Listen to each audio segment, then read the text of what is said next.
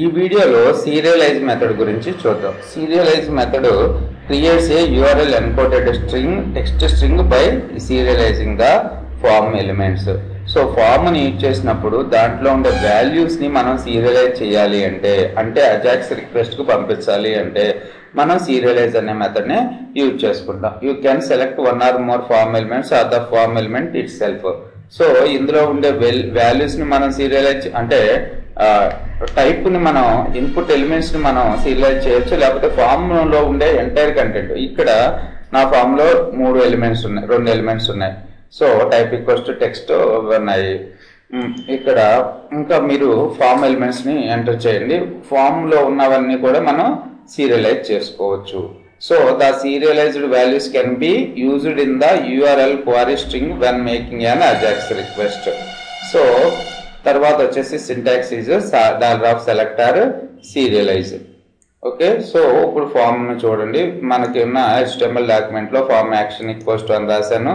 తర్వాత first name last name, first name purpose input type equals to text, name equals to first name, value equals to some value default వాల్యూని assign చేశాను. అలాగే last name కి default వాల్యూని assign చేశాను. అలాగే ఒక div element కూడా ఉంది మనకి. తర్వాత బటన్ ఉంది. సో ఈ బటన్ ని క్లిక్ చేసినప్పుడు మనకి సీరియలైజ్ మెథడ్ ఎగ్జిక్యూట్ కావాలి. అసలు యాక్చువల్గా ఫైనల్ మన ఫామ్ ఎలా డిస్ప్లే అవుతుందో చూడండి. సో ఫస్ట్ నేము లాస్ట్ నేము క్లిక్ బటన్. ఓకే, కింద డివ్ ఎలిమెంట్ ఉంది. రైట్, సో దీని పర్పస్ సీరియలైజ్ మెథడ్ రాస్తున్నాము. $document.ready function button click when ever clicking on the button at that time. So what is the final code here? $form.serialize. So ఇక్కడ meaning ఏంటి? Form లో ఉండే elements అన్ని కూడా serialise చేస్తున్నాం, element along with value also. Okay, so తర్వాత వచ్చేసి దాని టెక్స్ట్ మెథడ్ ద్వారా డివ్ ఎలిమెంట్ కి అసైన్ చేస్తున్నాము.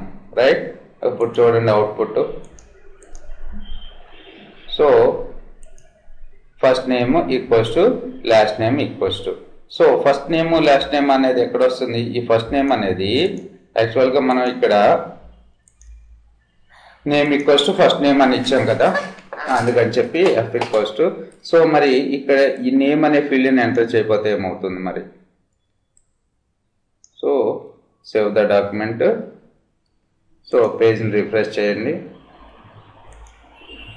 సో మనకి నేమ్ అనేది మ్యాండేటరీ వన్. ఓకే, సో మన ఇన్పుట్ టెక్స్ట్లో ఇన్పుట్ టైప్లో name type values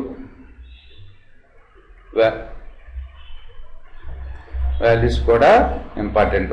so F name అని ఇస్తున్నాయి. ఇక్కడ మనకి క్వరీ స్ట్రింగ్ ఏమొస్తుంది? F name equals to Ramesh, L name equals to CH అని వస్తుంది. రైట్, చూడండి ఇప్పుడు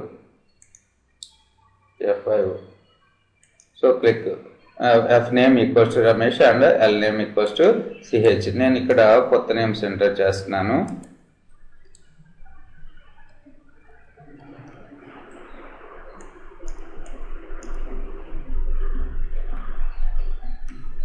సో ఠాగూర్ బాలాజీ ఇచ్చా. So F name equals to Tagore, L name equals to Balaji అని డిస్ప్లే అయింది. ఈ విధంగా మనం సీరియలైజ్ మెథడ్ని యూజ్ చేసుకుంటాం. Thanks for listening.